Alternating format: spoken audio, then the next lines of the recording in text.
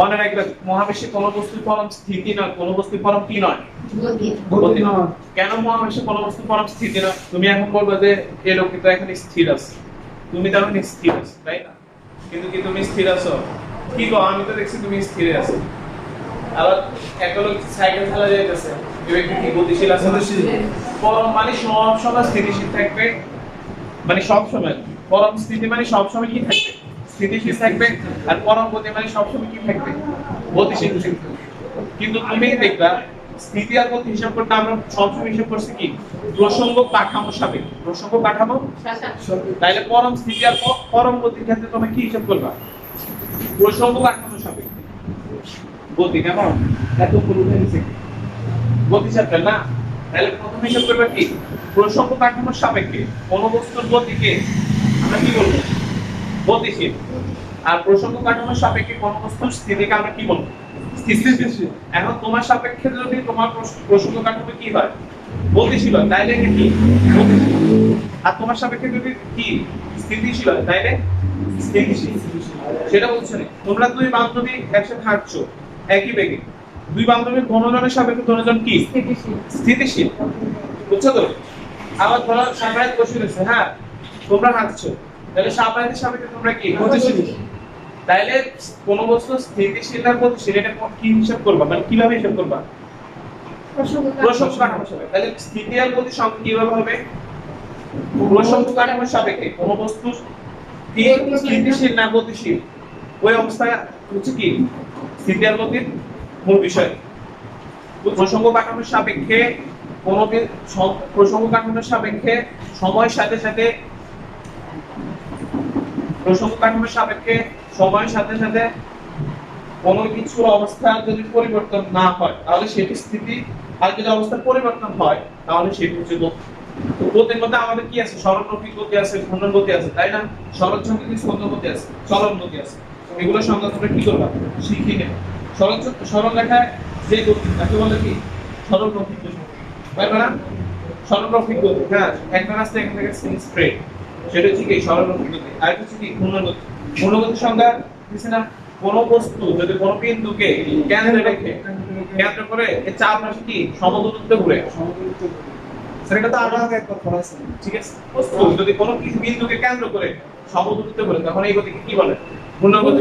এই পাখার গতি কিসের গতি, ঘূর্ণন গতি।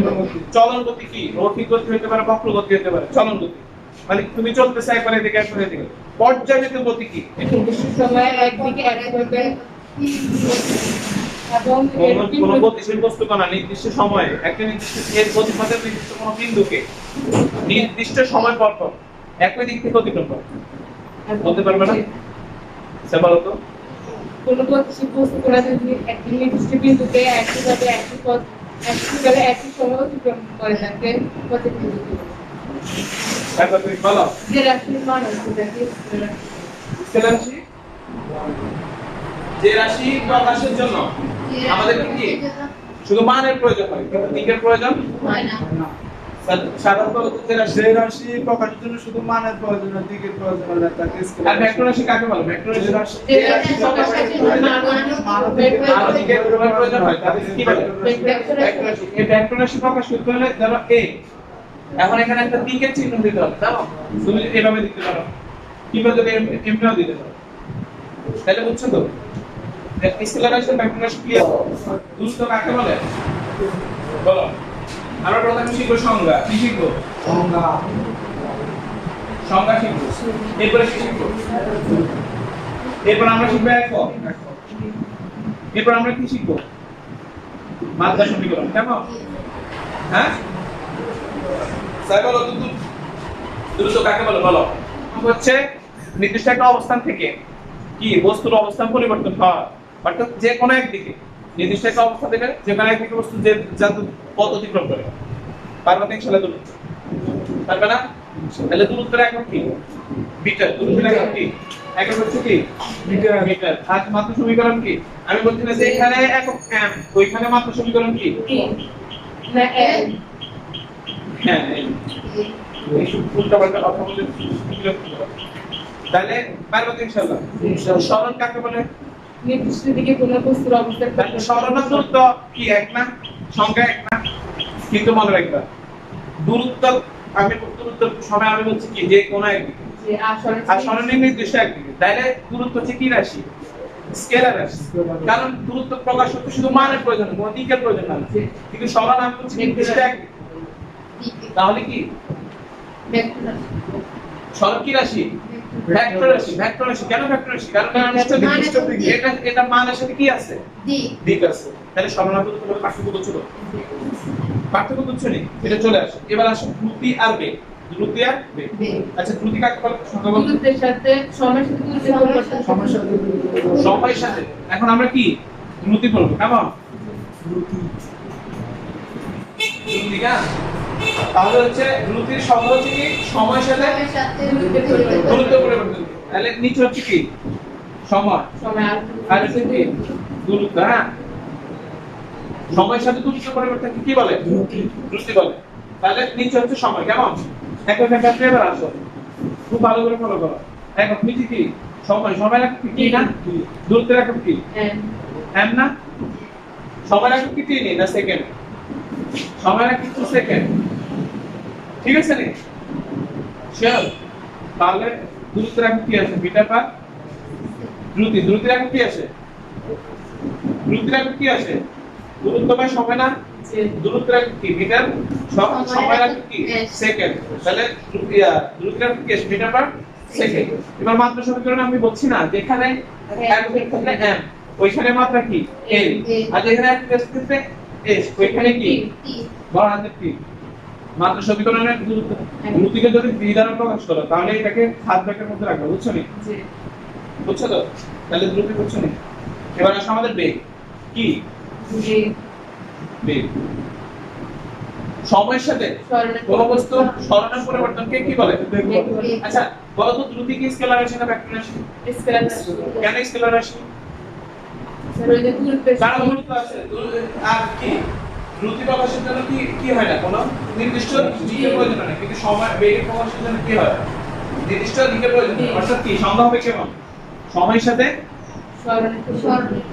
সময়ের সাথে সরণের পরিবর্তন সময়ের সাথে কিসের পরিবর্তন তাহলে নির্দিষ্ট সময়ের সাথে কি কোন নির্দিষ্ট দিকে কোন বস্তুকে সরণের পরিবর্তন কি বলে বেগ বলে বুঝছো তো এবার যখন তোমরা একক লিখবা তখন লিখো উপরে নিচে কি ছিল সময় না সময় একক কি সেকেন্ড না সরণ কি সরণ একক m না তাহলে দেখো এটার মাত্রা একক সবকিছু কিন্তু এর সাথে মিলে মিটার পার সেকেন্ড বেগের মাত্রা বেগের একক মিটার পার সেকেন্ড তাহলে মাত্রা কি হবে l t ইনভার্স এরকম হাত ব্র্যাকেটের মধ্যে রাখো তাহলে দ্রুতি আর বেগের মধ্যে কি মাত্রা সমীকরণ সেম না তারপরে একক সেম না কিন্তু মূলত তাদের মধ্যে পার্থক্যটা কি সংজ্ঞার মধ্যে একটু পার্থক্য আছে একটা হচ্ছে নির্দিষ্ট দিক আর একটা হচ্ছে নির্দিষ্ট দিক না আর একটা হচ্ছে ভেক্টর রাশি আর একটা হচ্ছে কি স্কেলার দ্রুতি কি রাশি স্কেলার আর এটা হচ্ছে কি ভেক্টর তাহলে মাঝে মাঝে অনুধাবনে চলে আসে দ্রুতি আর কি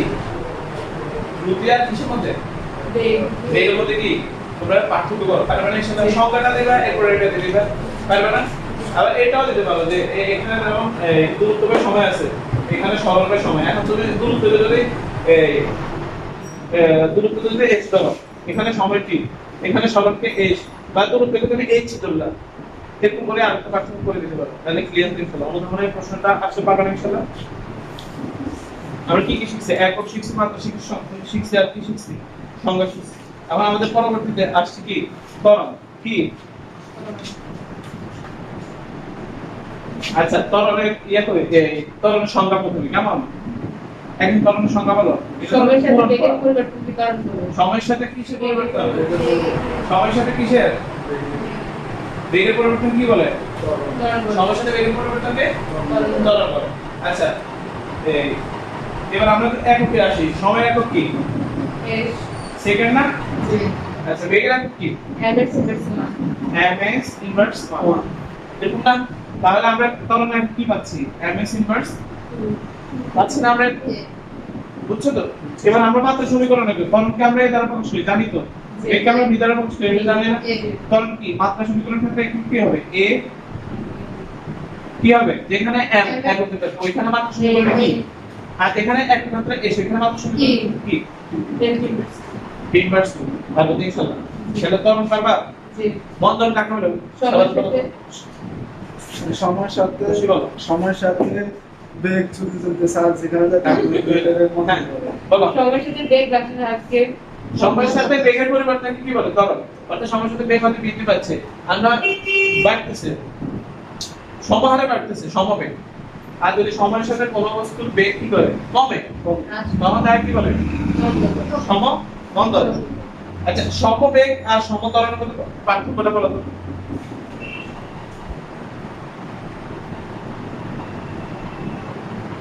সমবেগ আর সমত্বরণ মূলত মানে একটু ডিফারেন্স আছে এটা হচ্ছে সময়ের সাথে কোন বস্তুর বেগ যদি সমান সমান ভাবে বাড়ে তখন ওটাকে কি বলে সমত্বরণ আর সময়ের সাথে কোনো কিছু দূরত্ব যদি কি সরণ যদি কি সমান সমান ভাবে বাড়ে তখন এটা হচ্ছে কি সমবেগ যেমন শব্দের বেগ একটা সমবেগ শব্দের বেগ কি শব্দের বেগ হচ্ছে সমবেগ যেমন এই শব্দ প্রতি সেকেন্ডে 332 মিটার দ্রুত অতিক্রম করে তুমি আমার কথা বুঝছো অর্থাৎ শব্দ প্রথম সেকেন্ডে 332 মিটার সেকেন্ড দ্রুত অতিক্রম করে দ্বিতীয় সেকেন্ডেও 332 মিটার দ্রুত অতিক্রম তৃতীয় সেকেন্ডেও সেম অর্থাৎ সময়ের সাথে সাথে তার শব্দ তার নিজের কি দূরত্বটা কি একই রেখেছে এই জন্য কি শব্দের বেগ সমবেগের একটা প্রকৃষ্ট উদাহরণ আর সমতরণ উপর থেকে বিনাবাধা পড়ন্ত বস্তু নির্দিষ্ট সময়ে কি প্রথম সেকেন্ডে 9.8 মিটার পার সেকেন্ড দূরত্ব অতিক্রম করে না এই বেগ প্রাপ্ত হয় দ্বিতীয় সেকেন্ডে 9.8 মিটার পার সেকেন্ড কি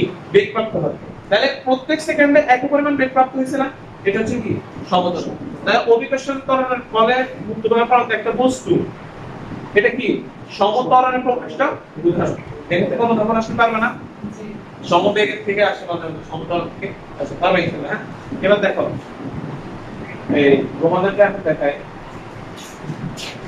খেয়াল করে নিন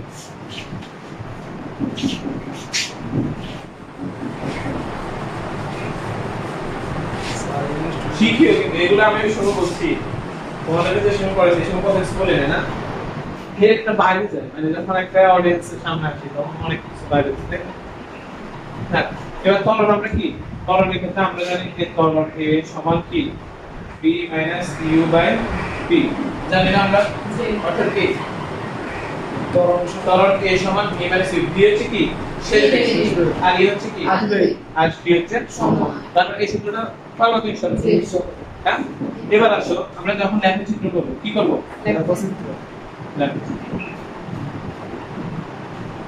লেখচিত্র আমরা প্রথম থেকে করি কেমন প্রথম হচ্ছে ভি খেয়াল করে নিন অনেক ইম্পর্টেন্ট হচ্ছে এটা তো ফাল তোমরা শিখিও ভি সমান আমরা কি জানি h/t h/t জানে না h হচ্ছে কি দূরত্ব না h হচ্ছে কি দূরত্ব আর কি হচ্ছে কি সময় আচ্ছা আমি প্রথমে তোমরা মনে রাখবে যে প্রত্যেক গুণের সম্পর্ক যাদের মধ্যে রিলেশন হচ্ছে গুণের তারা হবে একে অপরের সাথে কি ব্যস্ত আর যাদের সাথে সম্পর্ক হচ্ছে কি ভাগে তারা হবে একে অপরের সাথে কি আচ্ছা বলো তো ভি সমান h/t না এখানে h/t মধ্যে কি সম্পর্ক ভাগের সম্পর্ক না তাহলে এটা কি হবে অর্থাৎ সময় বাড়লে দূরত্ব বাড়লে সময় আর দূরত্ব কমলে সময় তাহলে সমানুপাতিক রিলেশনটা বুঝছো আচ্ছা এবার ভি আর টি এর মধ্যে পার্থক্য কি আছে ব্যস্তানুপাতিক কেন ভি আর টি এর মধ্যে গুণের সম্পর্ক না তাহলে প্রত্যেক গুণের সম্পর্ক কি সম্পর্ক আর প্রত্যেক ভাগের সম্পর্ক কি সম্পর্ক এবার আসো সমানুপাতিক রাশির সূত্র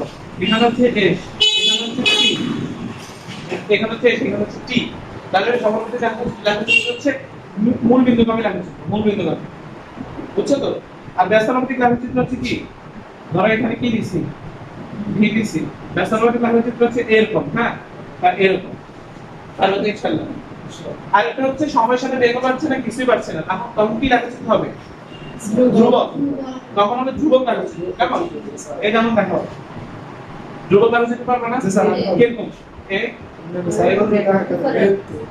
ঠিক আছে তাহলে লেখা যেতে বুঝছো তো এবার আমরা এখানে ভি সমান h/t দিছি আবার এখানে আমরা k সমান কি দেব v/t তাহলে a আর t এর মধ্যে সম্পর্ক কি ব্যস্তানুপাতিক সম্পর্ক কেমন তাহলে আমরা এখানে a দিলাম এরকম আচ্ছা b আর এর মধ্যে সম্পর্ক কি b আর t এর মধ্যে সম্পর্ক কি তাহলে আলাদা মতটা এটা পারবো ইনশাআল্লাহ ল্যাঙ্গুয়েজ থেকে একটা এমসিকিউ চলে আসে এটা মানে আসে ল্যাঙ্গুয়েজ থেকে এমসিকিউ আসে তুমি যদি সৃজনশীলের উদ্দীপক পরে তুমি ইয়া বুঝতে হইলে কিন্তু ল্যাপটপ মাস্টার তোমাকে জানতে হবে। অনেকগুলো ল্যাপটপ কি রিলেশন আছে, বুঝছো না? তুমি বুঝছো না? এবার আসো, এরপরে আমাদের সূত্র প্রথম থেকে শেষ আমাদের চক্র, তাই না? তারপরে কিছু করবে না ভাই। সূত্র প্রথম হচ্ছে ভি সমান ইউ প্লাস এটি, খেয়াল করো প্লিজ। ভি সমান ইউ প্লাস এটি, এই সূত্রটা পেয়েছো তো? হ্যাঁ, এই সূত্রটার বিশেষত্ব কি বলো তো? এই সূত্রটার বিশেষত্ব কি? আরেকটা সূত্র সমান ইউটি প্লাস হাফ এটি স্কয়ার। আরেকটা সূত্র কি? ভি স্কয়ার সমান ই স্কয়ার প্লাস এ। এই যে সূত্র আর একটা সূত্র, দেখো কোনটা আছে বলো? তো একটা হচ্ছে h সমান u প্লাস v বাই 20। এটা কোথা থেকে আসছে আমি তোমাদের বলবো। মূলত সূত্র হচ্ছে তিনটা, আর কিছু করার সূত্র a সমান b মাইনাস b বাই 3। দেখো খেয়াল করে দিয়ে খেয়াল করো, তারপর বলছি b সমান u প্লাস a একটা সূত্র। তোমার যদি বলে যে কোন একটা বস্তুর আ দিবে কি ছিল, শূন্য ছিল, স্থির অবস্থান থেকে কোন একটা বস্তু যাত্রা করছে, যাত্রা করে 20 মিটার পার সেকেন্ড থেকে কি হয়েছে, থেমে গেছে। 20 মিটার পার সেকেন্ড থেকে থেমে গেছে বস্তু 10 সেকেন্ড। প্রশ্ন হচ্ছে 10 সেকেন্ডে স্থির অবস্থা থেকে একটা বস্তু যাত্রা করে 20 মিটার পার সেকেন্ড থেকে কি থেমে গেছে। তাহলে এখানে স্থির অবস্থান দ্বারা ইউ কি বুঝেছে? ইউ শূন্য বুঝেছে না? বেগ কত 20 মিটার পার সেকেন্ড না? আর টি কত 10 সেকেন্ড না? এই সূত্র তুমি কোনটা করবা? v সমান u প্লাস 80। এখানে শুধু তুমি যদি একটু সূত্র দাও v সমান 80 হয় না? জি। আচ্ছা এবার দেখো স্থির অবস্থা থেকে 20 মিটার পার সেকেন্ড স্কয়ার সুষম ত্বরণ, স্থির অবস্থান থেকে 20 মিটার পার সেকেন্ড স্কয়ার ত্বরণে 10 সেকেন্ডে একটি বস্তু কত দূরত্ব অতিক্রম করবে? স্যারের কথা বুঝছো নি? প্রশ্ন হচ্ছে স্থির অবস্থান থেকে u 0 2 metre 20 metre per second square থেকে 10 সেকেন্ডে একটা বস্তু কত দূরত্ব অতিক্রম করবে? তখন কি সূত্র দিবা? এই সূত্র সিউটি প্লাস সাবজেক্ট স্কয়ার না? এই সূত্রই দেখো কিভাবে তোমরা আসলে ওই যেটা তোমরা ভুলে যাবে সেটা হচ্ছে দেখো এই সমান ইউটি। আচ্ছা এখানে ইউ এটা হচ্ছে, এখানে এটা কি জানি এটা শূন্য না? জি। ইউ মান শূন্য বসালে সবগুলো শূন্য হয়ে যাবে না এখানে? জি। তাহলে এখানে শূন্য প্লাস হাফ এই সমান কি বসে আমরা v minus u by t into কত টি না? ইনটু টি না? তাহলে এখানে কি ইউ না? জি। ইউ না? ইউ তো শূন্য তাই না? তাহলে আমরা ভি মাইনাস ইউ আমাদের দেওয়া লাগে, তাহলে আমাদের কি আছে হাফ বি টি। আচ্ছা এখানে টি স্কয়ার না? জি। এখান থেকে দেখো, এখান থেকে এখানে টি স্কয়ার না? জি। এবার দেখো এখানে একটা টি আর এখানে একটা টি বাদ দেন, জি। তাহলে এখানে কি থাকে শুধু টি থাকে না? দেখো এই সূত্র কোথা থেকে আসছে এই দেখো 2 নিচে আর একটা হচ্ছে কি ভি টি। ঠিক আছে তোমরা বুঝছো? হ্যাঁ এবার দেখো তোমরা যে বলো ভি মাইনাস ইউ বাই টি, এখন যদি এখানে ভি মাইনাস ইউ দিতে তাহলে কি করতে হবে? ওই সূত্রটা জানি কি u plus v by 2। U plus u plus v, কেন ইউ প্লাস ভি তাহলে কি by 2 into by 4 into t. আচ্ছা তাহলে এই সূত্রটা হয়তো এই দূরত্ব মানে এই সূত্রটা দিয়ে তোমরা যে দূরত্বটা বাইর করো এটা এখান থেকেও বাইর করা যাবে। কালকে আমি একটা করে দিয়েছিলাম, আমি এই সূত্রটা দিয়ে করে দিয়েছিলাম, তোমরা সারা কথা কিছু নেই। তাহলে ওনারা হয়তো এই সূত্রটা সাজাচ্ছে, কিন্তু এই সূত্রটা u plus v by 2 into t এই সূত্রটা দিয়ে এর সমান। এই সূত্রটা অ্যাপ্লাই না করে এই সূত্র সিউটি প্লাস সাবজেক্ট স্কয়ার এখানে করা, তুমি যদি এখন করো দূরত্ব বেড়ে যাবে। কালকে স্যার যা অঙ্কটা করে দিয়েছে এটা এই সূত্র দিয়ে করে, বুঝছো? তাহলে সূত্র মূলত কয়টা? তিনটা। v সমান u প্লাস এটি, a সমান u প্লাস সাবজেক্ট স্কয়ার, তারপর কি v সমান a স্কয়ার প্লাস 2a। এখন এখান থেকে যত অঙ্ক আসে পারবে ইনশাআল্লাহ। পরন্ত বস্তু তিনটে শর্ত, একটা স্থির অবস্থা থেকে, আর হচ্ছে বিনা বাধা, আবার হচ্ছে কি এক উচ্চতা থেকে। বল তিনটে শর্ত সামনে বল। স্থির অবস্থা থেকে বিনা বাধায় আসছে, স্থির অবস্থা থেকে বিনা বাধায় এবং এক উচ্চতায়। বলো স্থির অবস্থা থেকে বিনা বাধায় এবং এক উচ্চতায়। প্রথম সূত্র স্থির অবস্থান থেকে বিনা বাধায় এক উচ্চতা থেকে পরন্ত সকল বস্তু সমান সময় সমান দূরত্ব অতিক্রম করবে। আমার কাছে এখন দুইটা বস্তু আছে, এই দুইটা ধরো কি স্থির অবস্থান থেকে বিনা বাধা, অর্থাৎ এটা কাচের মধ্যে দিয়ে হচ্ছে, অর্থাৎ এখানে কোনো বাতাসে বাধা নাই। স্থির অবস্থা থেকে একই উচ্চতা থেকে বিনা বাধায় পরন্ত বস্তু কি সমান সময় সমান দূরত্ব অতিক্রম করবে। এখন যদি আমি এই কাগজটায় আর এবারে মার্কারে একসাথে ফেলাই তাহলে কোনটা আগে পড়বে? মার্কারটা পড়বে না? কেন পড়বে? এটা ওজন বেশি এটা আর এটা কেন তেলেতে পড়বে? এটা হালকা হালকা বলতে এটা বাতাসে বাধা এসে কি একটু বাধা প্রাপ্ত হয়। এখন তুমি যদি স্থির অবস্থা থেকে এক উচ্চতায় বিনা বাধায় অর্থাৎ এখানে বাতাসে বাধা থাকতে পারবে না, তাহলে এটা কিভাবে করবে জানো? এই মার্কার আর এই কাগজটা যেমনি ছাড়বো এটা একই সময় করবে, অর্থাৎ আগে মার্কার পড়বে না, আগে কাগজও পড়বে না, উভয় সমান হবে। নির্দেশ করবে স্থির অবস্থা থেকে এক উচ্চতা বিনা বাধায় পরন্ত বস্তু সমান সময় সমান দূরত্ব অতিক্রম করে। দ্বিতীয় সূত্র হচ্ছে কি স্থির অবস্থা থেকে বিনা বাধায় এক উচ্চতায় কি কোন পরন্ত বস্তুর বেগ সময়ের কিসে সময়ের সমানুপাতিক। সমানুপাতিক মানে কি? সমানুপাতিক মানে কি? বেগ বাড়লে সময় বাড়বে, সময় বাড়লে বেগ বাড়বে, বেগ কমে গেলে সময় কি কমে যাবে। তৃতীয় সূত্র কি স্থির অবস্থা থেকে বিনা বাধায় পরন্ত বস্তু নির্দিষ্ট সময় কি যে দূরত্ব অতিক্রম করে তা ওই সময়ের বর্গের সমানুপাতিক। পারবে না? আর কিছু আছে? এবার দেখো আমি তো তোমাদেরকে যে সূত্রগুলো শিখিয়েছি, যেমন ধরো v সমান u প্লাস at, আমি কি বেশি plus ut plus half at square. আবার আমি কি শিখছি v স্কয়ার সমান u স্কয়ার প্লাস 2at। আচ্ছা, এই সূত্রগুলা দ্বিমাত্রিক ক্ষেত্রে তুমি ভূমিতে চলাচল করতেছো, এগুলা সবগুলা কি দ্বিমাত্রিক ক্ষেত্র। আর যখন তুমি উপর থেকে নিচে কাজ করবে বা উপর থেকে নিচে যখন তোমরা করবে 100 মিটার উপর থেকে একদম জঙ্গি বিমান থেকে একটা বোম ফালাইছে, এখান থেকে এখানে দূরত্ব নির্ণয় করো। এখন কি তুমি এখানে এ দিবা নাকি? না, তখন হবে কি জি হবে। তাহলে প্রত্যেক সময় উপর নিচে হইলে যে মাত্রিক স্থান পেলে এই জায়গায় কি হবে? জি। এই জায়গায় কি হবে? জি। এবার দেখো তুমি যখন ভূমিতে দিক সেদিক হয় তখন কি প্লাস মাইনাসের এত দরকার হয় না। যদি মন্তর হয় তখন মাইনাস হয়ে যায়। হ্যাঁ, আচ্ছা উপর নিচে হলে তোমার কি হবে? প্লাস মাইনাসের হিসাব আছে। এখন তুমি বলো ভূমি থেকে আমি মার্কারটা এবার উপর দিকে নিচ্ছি, আচ্ছা এখান থেকে কিন্তু মার্কার যখন উপর উঠছে এটা প্লাস নাকি উপর থেকে যখন নিচে উঠছে তাহলে বুঝছো বোমার যখন উপর থেকে জঙ্গি বিমান থেকে বোম ফালায় তাহলে সেটা হচ্ছে কি প্লাস, অর্থাৎ তখন কি থাকে প্লাস থাকে। আর যখন তুমি এখন আমি এমনি মারছি না, এখান থেকে ধরো এখানে আটকে গেছে, এখান থেকে পর্যন্ত কি মাইনাস, তাহলে প্লাস মাইনাস বুঝে আসছে। আর যে নির্দিষ্ট একটা মান আছে এটা তো জানো কি 9.8